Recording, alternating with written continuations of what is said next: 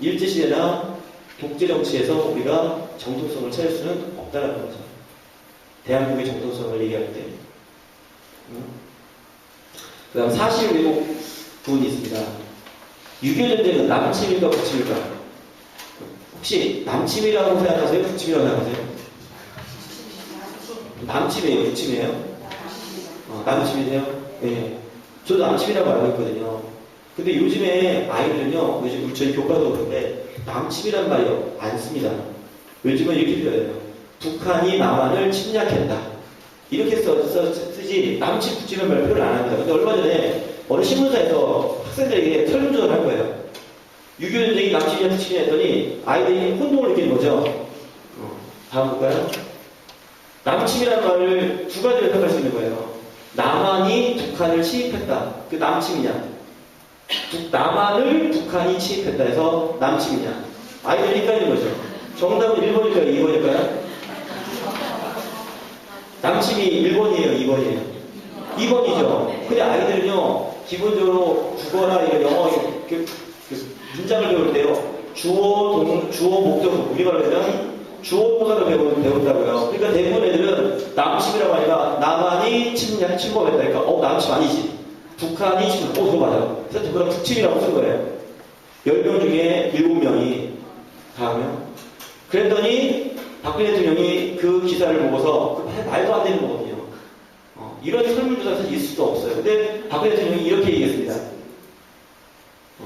우리 청소년들이 70%가 6.25를 북침이라고 하는 것을 묵과할 수 없다.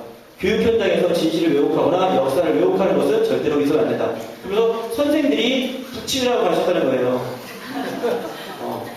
정말 말도 안 돼요. 이건 너무나 웃겼어요. 말도 안 돼요. 처음에 그 언론에 나왔을 때는 우리가 저런 언론조사가 있어? 하고 무시했습니다. 근데 대통령이 공식적인 자리에서 이렇게 얘기해버리니까요. 대통령은 권력기관이잖아요. 이게 공식화가 되는 거예요. 이 말도 안 되는 것이 공식화가 되거든요. 그러면서 이때부터 교과서가 문제가 있다. 역사교사들이 문제가 있다. 하면서 매도하기 시작하고 이러한 국정화 주장을 강력하게 밀어붙였습니다. 그 다음요. 다음. 하나의 교과서로 배우는 것이 시험 부담이 줄어들 것인가? 다음요. 여기 학생들도 있는데 옛날에 그 국정교과서 했을 때는요. 저희 중학교에 있으니까 중학교에서 이렇게 시험을 봅니다. 시험을 보면요. 정말 하나의 교과서니까 문제를 몇 번 내고 하면 이게 낼 게 없어요. 그래서 보통 문제를 또 어떻게 내냐? 저 구석에 있는 뭐 별거 아니거든 이런 걸 문제를 내요. 아이들이 막 환장을 겁니다. 선생님이 별로 중요하지 않다고 했는데 시험에 나오는 거예요. 국가시험에. 애들이 굉장히 어려워했어요. 근데 검정교과서는요 8쪽이거든요. 8쪽이기 때문에 만약에 어떤 한 교과서에는 나오고 다른 교과서에 없는 내용을 시험에 내면 큰일 납니다. 그렇죠? 큰일 나죠. 그렇기 때문에 무조건 모든 교과서에 다 나와 있는 내용, 공통적인 것만 낼 수밖에 없어요. 하다 보니까 이게 내용이 검정교과서가 훨씬 선생님들도 가르치거나 이런 것들이 편한데 왜? 8쪽만 딱 분석만 하면 딱 아이들한테 시험 나올 게 뻔히 나오거든요. 그 다음. 자, 국정교과서에 대한 역사교사와 역사학계, 아까 말씀드린 겁니다. 거의 다 반대하죠. 왜 써봤기 때문에 반대하는 겁니다. 저도 국정교과서 써봤고, 검정교과서를 써봤기 때문에. 그 다음에, 역사학자들도 마찬가지입니다. 다음. 자, 그러면 국정교과서를 만들자고 하는 사람은 그런 이야기는 왜 나왔는가? 누가 이렇게 이런 것들을 만들고 싶어 할까? 이거는 이제 역사와 관련된 겁니다. 국정교과서를 만들려고 하는 사람들의 의도요. 근데 제가 이걸 공부하다 보니까 우리나라 그 뉴라이트도 그렇고 이런 모든 것들이 일본을 따라가더라고요. 일본. 일본하고 비교를 딱 해놨습니다. 자, 일본이 처음에 1997년도에 아베가 당시 지금 현재 아베 총리가요, 총리를 2번 했어요. 전에 한 번 했고, 지금 2번째 합니다. 그때 아베 총리와 같은 당시 아주 극우적인, 일본 극우적인 정치인들이 모여서 단체를 만듭니다. 그 단체가 뭐냐면, 세영모라는 단체였어요. 근데 세영모라는 단체는 어떻게 만들어졌느냐, 이 정치인에다가 일부 역사학자들, 주류가 아닙니다. 비주류예요. 우리나라가 비슷합니다. 이 뉴라이트는 비주류예요. 역사학계에서 인정 안 해줍니다. 그 다음에 극우 언론, 산케이 같은 극우 언론들이 합쳐진 거예요. 그들이 모여서 하나의 단체를 만드는데 그게 바로 뭐냐? 새 영모, 이름은 좋습니다. 새로운 역사 교과서를 만드는 모임. 이걸 왜 만들었느냐? 이유가 하나입니다. 바로 일본 교과서가 좌편향했다는 겁니다. 우리하고 똑같죠. 우리 이야기가 사실 그때 다 나왔던 거예요. 그때 그 아베는 뭐라고 표현했냐면 이것을 자학사관이라고 했어요. 우리 역사를 왜 부정적으로 교과서에 쓰느냐? 그들이 말하는 부정적인 역사는 뭐냐면 2차 대전 때 일본이 침략전쟁을 했잖아요. 아시아 지역, 태평양 지역에 침략전쟁을 했습니다. 그거에 대해서 역사학계에서 역사교사들이 당연히 부정적으로 써야죠. 전쟁을 해서 졌는데. 그래서 부정적으로 썼어요. 그거를 가지고 얘기하는 거예요. 왜 우리의 역사를 부정적으로 가르치느냐. 우리 아이들한테 우리 조상님들이 했던 것을 자랑스럽게 하고 싶다는 거예요. 자랑스럽게. 제가 몇 년 전에 그 일본의 대마도에 답사를 갔었는데 거기 가더니 그 일본 자민당 선거 포스터가 있었거든요. 근데 제가 일본을 잘 모르는데 일본어 아시아서한테 물어봤더니 무슨 글자가 써있길래 했더니 옛날로 돌아가자 이런 표현에 포스터를 붙였대요. 그래서 제가 선생님한테 선생님 도대체 얘들이 말하는 옛날로 돌아가자는데 그게 옛날에 언제입니까? 했더니 일본이 가장 잘 나갔을 때. 일본이 가장 잘 나갔을 때가 언제였을 것 같아요? 2차 대전 때예요. 우리는 일본을 되게 우습게 보는데 일본이라는 나라는 정말 엄청난 나라였어요. 그 당시 일본은. 일본이 아시는 것처럼 태평양 전쟁에서 전쟁을 했죠. 태평양 전쟁에서 싸웠던 나라를 한번 나열해보면 일본이 얼마나 대단한지 알았습니다. 중국하고 싸웠죠. 그 다음에 이쪽 동남아시아를 침략하면서 동남아시아 당시에 누구의 시민이 영국과 프랑스의 시민이었어요. 영국과 프랑스하고도 또 싸웠어요. 당시에서 제일 강대국이요. 또 나중에 미국과도 싸웠죠. 그 나라들과 혼자 싸운 거예요. 혼자서.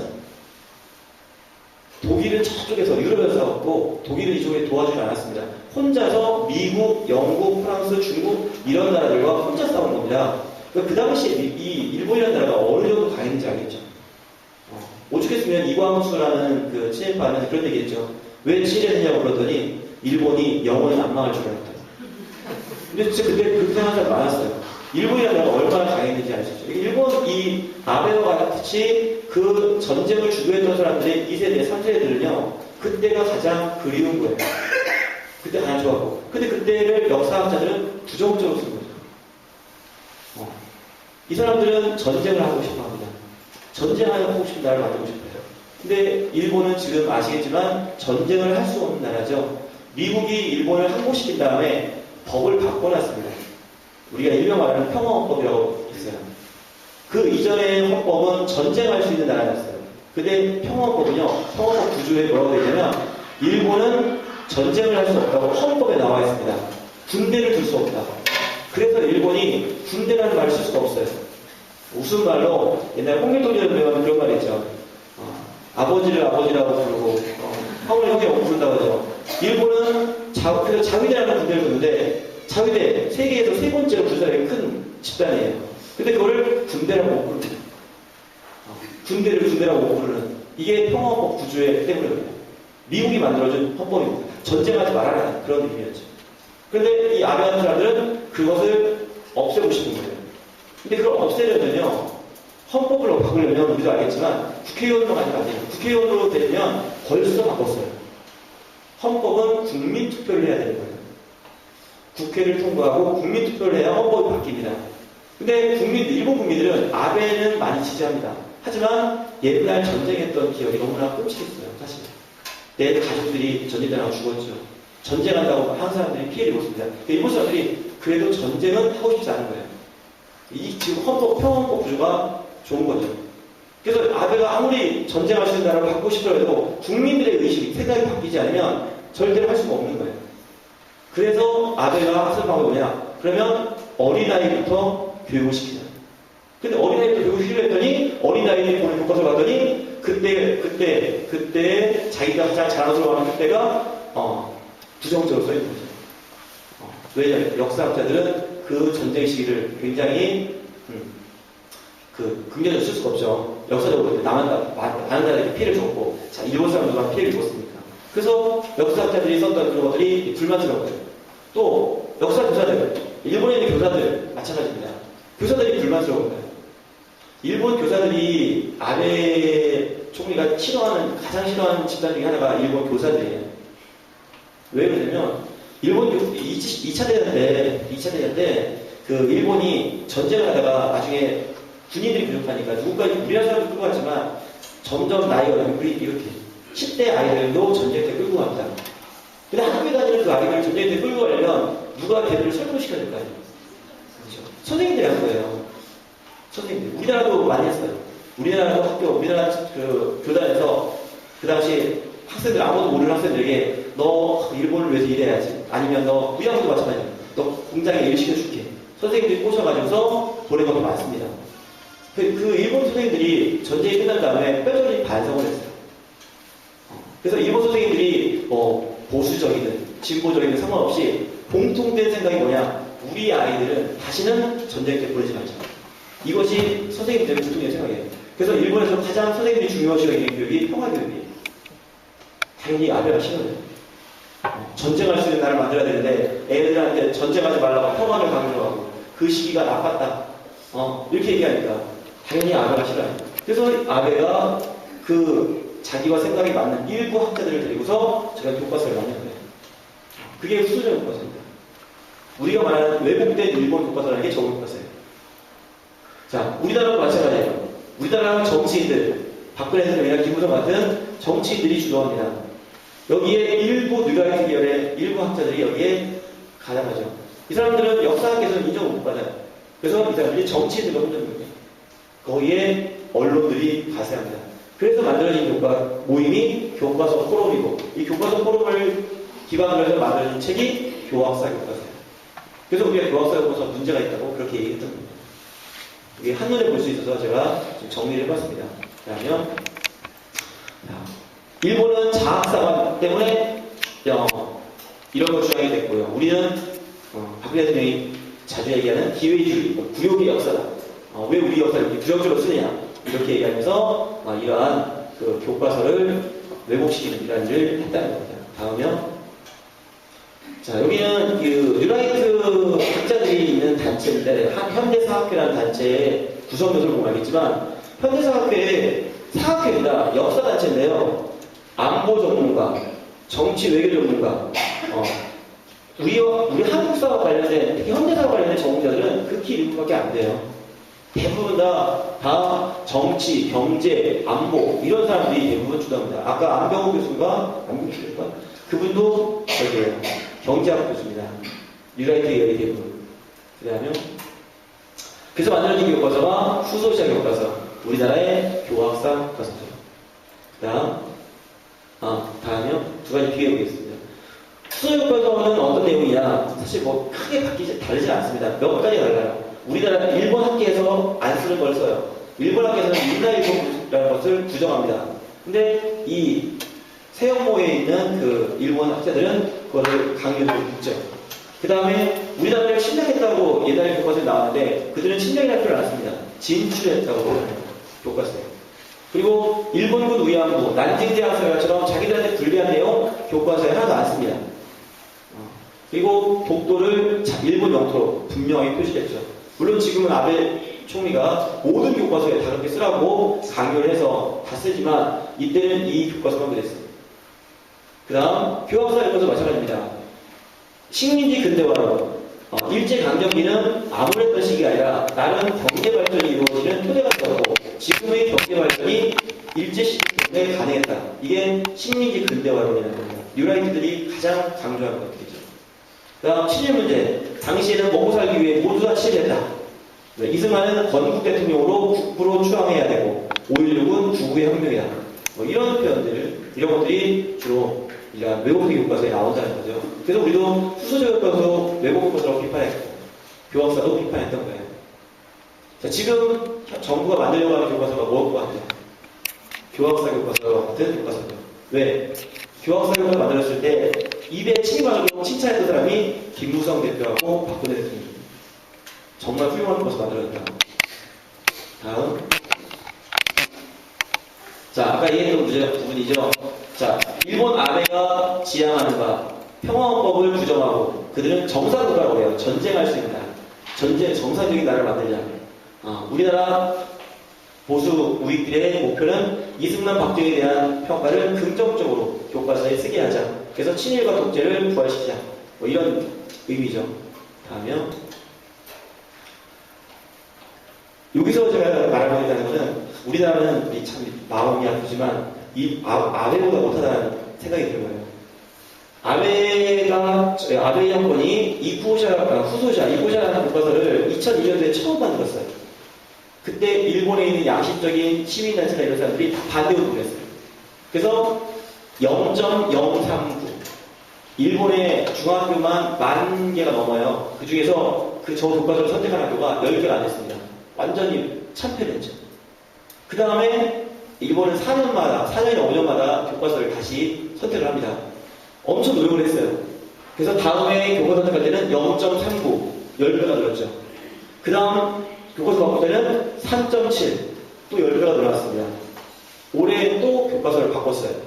이번에는 6%까지 올라갔습니다. 6%까지. 이 사람들의 목표가 원래 목표가 10%가 목표였어요.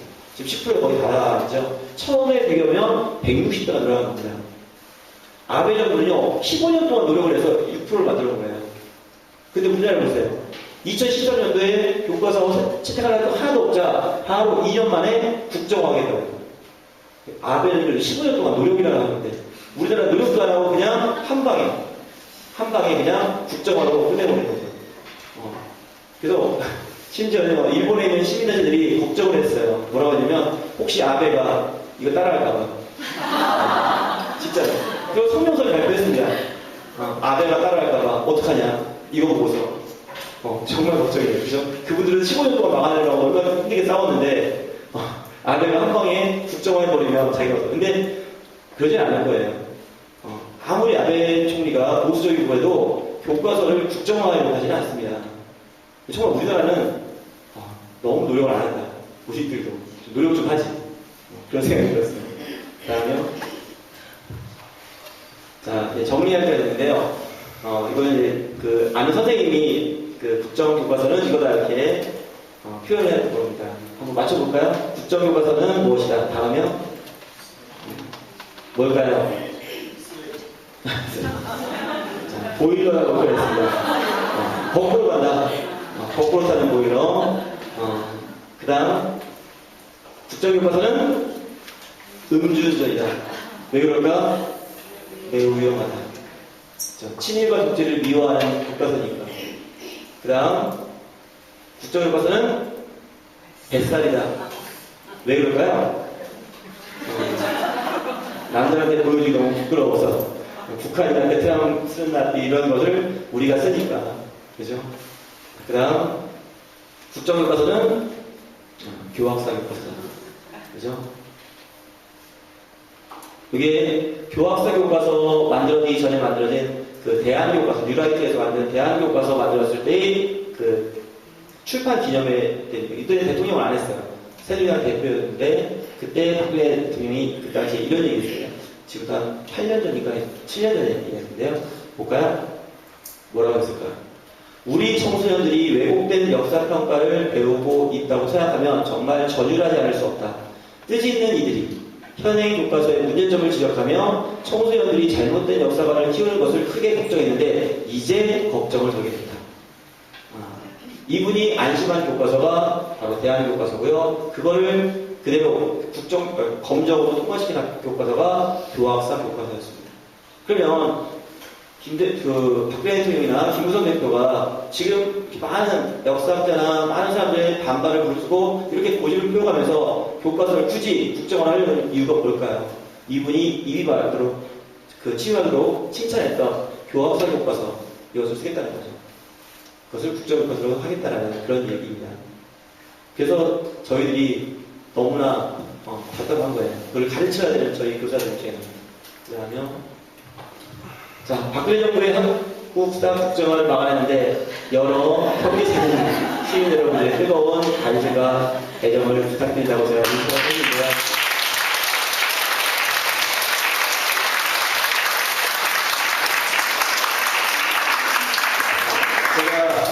너무 며칠 전에 화가 나서 이게 학교에서 하나 썼습니다. 역사교사 97%가 반대하는 한국사 국정화 중단하다. 내가 이름을 안 쓰려고 하다가 너무 화가 나서 제 이름을 썼어요.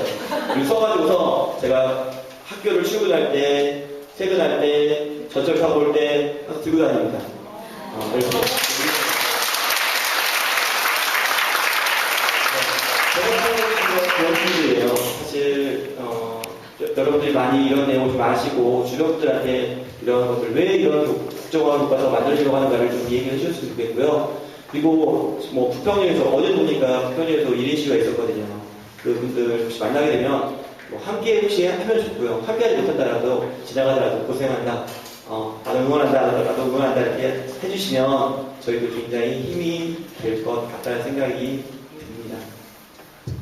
혹시 제가 정신없이 얘기했는데 뭐 궁금한 거나 잘 이해가 안 가는 게 있으면 한번 질문을 해주셨으면 좋겠습니다.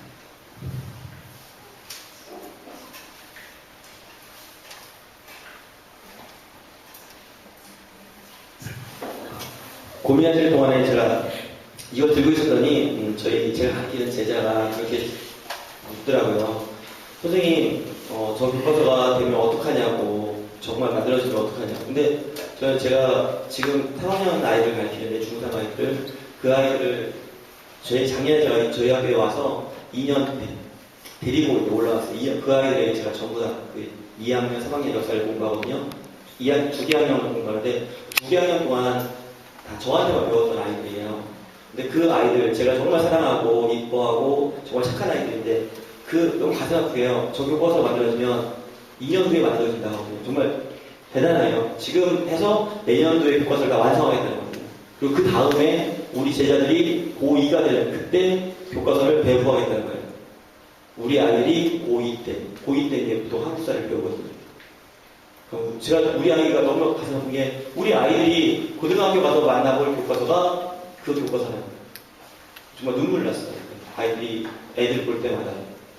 그래서 정말 이건 반드시 막아내야 되겠다는 생각이 들고 이게 행정고시라는 게 있어요. 지난주 화요일 날 고시를 했어요. 국정화 하겠다. 그리고 행정고시하고는 20일 동안 유예기간을 줍니다. 그리고 이 20일 지나면 확정되는 거예요.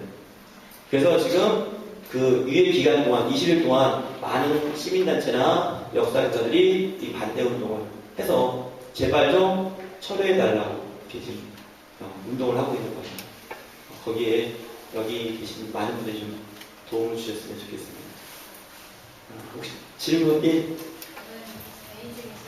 궁금한 게 무식한 질문인 것 같은데 만약에 교과서가 국정화가 된다면 그러면 다른 역사 선생님들이나 집필가들은 국정교과서 외에 그 출판사를 통한 그 역사 교육이 가능한 그런 교재를 만들 수 있는 건가요? 지금 그래서 뭐 치유 교육감, 진보 교육감들이 그러면 교육감들이 만들 수 있는 건 아까 말한 인정교과서예요. 인정교과서를 만들어 쓸 수 있습니다.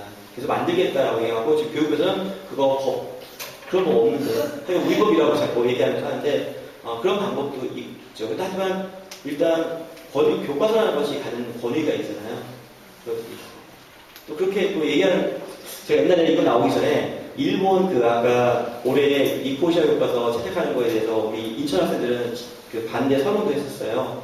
근데 그때 아이들이 그런 질문을 했어요. 저런 교과서 만들어야 선생님들이 저렇게 안 가르치고 제대로 가르치면 되지 않냐. 이렇게 얘기하더라고요. 우리 애들이 정말 똑똑해요. 그래서 근데 이런 게 있어요. 제가 전학교 한 10년 됐는데 계양중학교에서 제가 그때는 국정교과서였어요. 국사교과서 가르칠 때 시험을 냈습니다. 시험을 냈는데 이런 문제를 냈습니다. 5.18과 관련된 문제를 냈어요. 정답이 전두환이었어요. 교육청에서 전화 왔어요. 교육청에서 그 문제를 낸 근거를 제시하시는 교과서에 어디에 무슨 이런 거 있길래 네가 5.18을 가르치고 그 전두환을 냈냐 이거예요. 근데 교과서가 5.18을 민주화운동이라고 가르치기가 빼지거든요.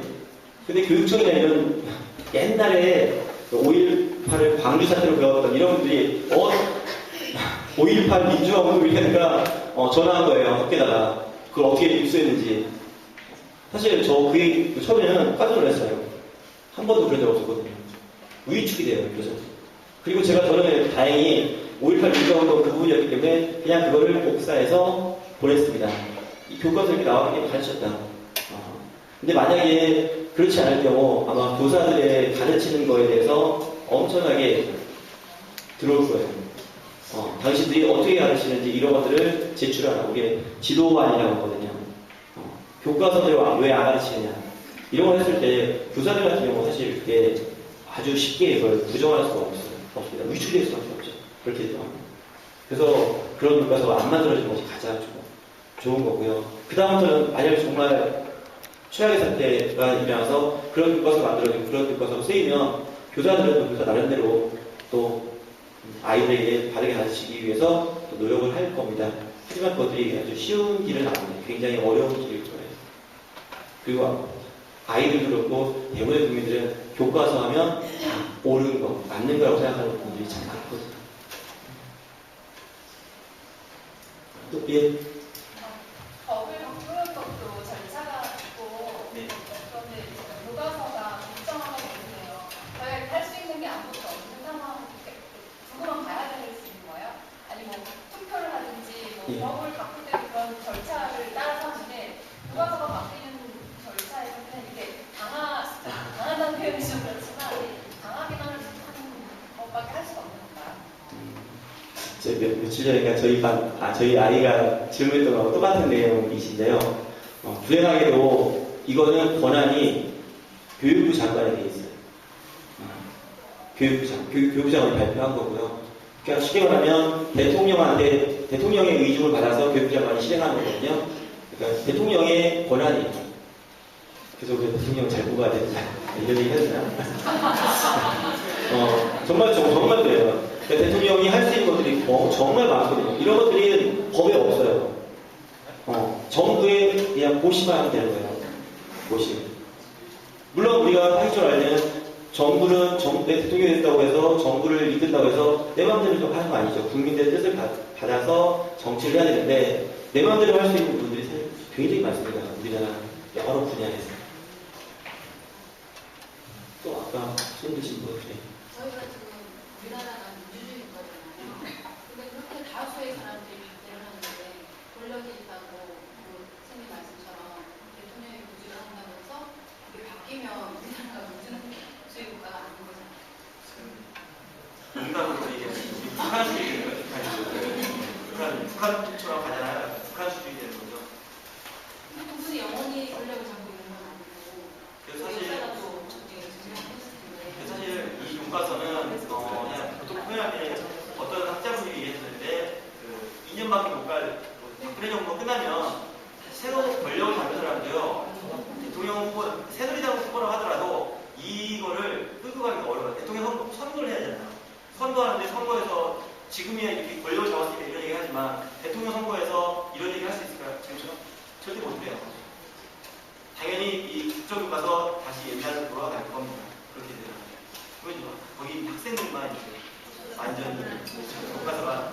그래서 이렇게 정권, 역사 평가는 역사가들이 전문가들이고요. 역사가들이 올바르게 다수의 역사가들이 옳다고 하는 점이 역사 학계의 의견이고 그것이 반영되는 게 교과서예요. 그래야 이게 바뀌지 않습니다. 정권이 바뀔 때마다 이렇게 써 해버리면 정권 바뀔 때마다 계속 교과서는 바뀔 수밖에 없어요. 그러니까 가끔 이런 말 하잖아요. 너무 이걸 정치 문제를 끌고 왔다는데 누가 정치 문제를 끌고 왔는지 정말 이해가 안 가요. 교육부에서도 사실 얼마 전에 경질되는 분이 있죠. 교육부 차관. 그 교육부 차관도요. 이 차관되기 전까지 그래도 줄기차게 얘기한 게 뭐냐면 국정화는 독재 시대나 가능한 거다. 독재나 정권에서 하는 거다. 라고 했던 사람이에요. 근데 교육부 차관됐는데 대통령이 강하게 밀어붙이니까 이러저러부터 막 공격을 받았죠. 그러니까 바로 대통령이 교체해버렸어요.